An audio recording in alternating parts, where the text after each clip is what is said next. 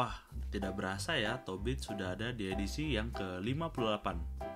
Bagaimana nih kabar kalian semua setelah liburan Paskah kemarin?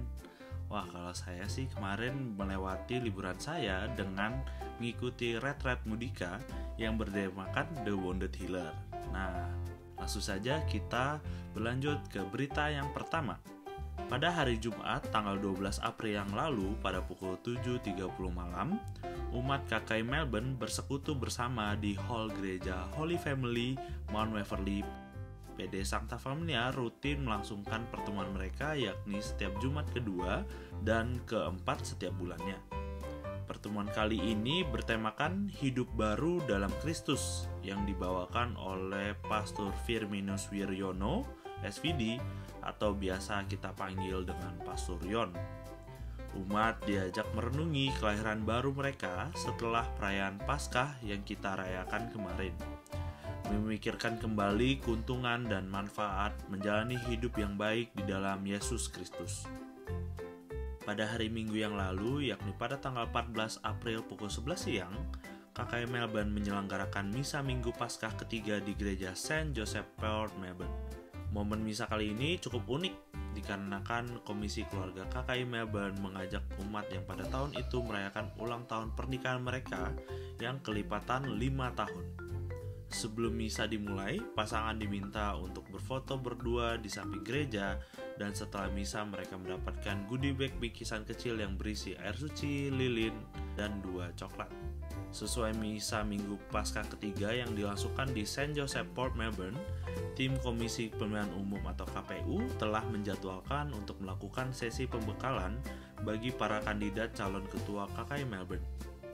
Pembekalan dilangsungkan di Hall Gereja dengan dihadiri oleh tim KPU, pengurus inti KKI Melbourne periode 2021-2024, dan Chaplain KKI Melbourne, Pastor Blasius Trinul Asa SVD. Sesi pembekalan dibuka oleh salah satu anggota tim KPU yaitu Bapak Budi Pranoto, kemudian dilanjutkan dengan penyampaian materi pembekalan oleh Pastor Trinot, salah satunya mengenai 5 tugas pokok gereja, yang kemudian dilanjutkan dengan games di mana masing-masing calon diminta untuk menyampaikan minimal 3 hal positif dari 2 calon lainnya. Mana jempolnya? NCTI. Oke. Berbarengan dengan pembekalan para calon ketua KKI Melbourne, Komisi Keluarga KKI Melbourne melangsungkan pelatihan seusai misa di Saint Joseph Port Melbourne. Pelatihan dibagi menjadi 2 sesi, di mana sesi yang pertama dibawakan oleh Pastor Yon dengan tema pentingnya kekuatan spiritual bagi pendamping pastoral. Yang kemudian dilanjutkan dengan sesi kedua yang dibawakan oleh Tante Lilian dengan tema self-esteem. Karena banyak persoalan hidup yang kita tidak bisa selesaikan. Maka kita itu support pertama-tama. Pada tanggal 19 April yang lalu, tepatnya pada hari Jumat, teman-teman PDKKI, yakni kelompok persekutuan doa muda-mudi KKI Melbourne, melangsungkan pertemuan mereka dalam bentuk doa syafaat. Seusai doa berlangsung, tim Komisi Pemilihan Umum KKI Melbourne memperkenalkan para calon ketua KKI Melbourne untuk periode 2024-2027 di Gereja Saint Augustine Melbourne CBD. Perkenalan ini merupakan perkenalan mereka yang pertama kali dilakukan dalam periode perkenalan yang telah dijadwalkan selama 1 bulan ke depan.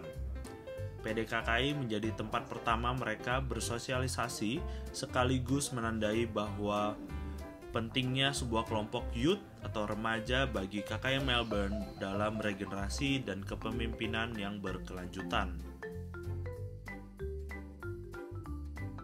Pada hari Sabtu, tanggal 20 April pukul 5 sore, wilayah Saint Angela melangsungkan misa vigil mereka seperti biasa, yakni setiap Sabtu ketiga setiap bulannya di Hall Stella Maris Point Cove.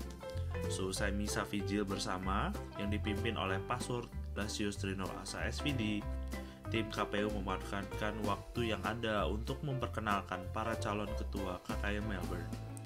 Dalam waktu kurang dari 20 menit, para calon ketua mencoba memperkenalkan diri, yang kemudian dilanjutkan dengan sosialisasi bersama untuk saling mengenal lebih dalam dan bertanya jawab dalam suasana yang lebih santai.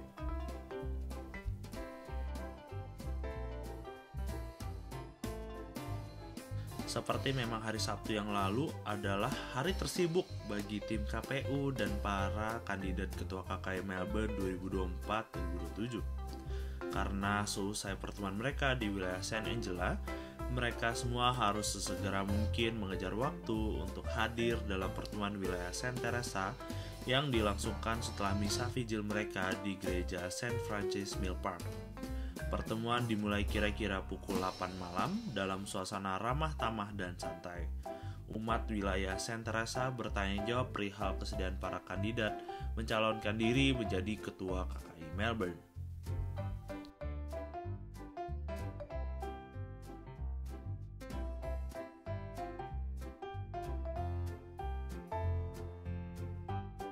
Selanjutnya kita akan lanjut ke pengumuman.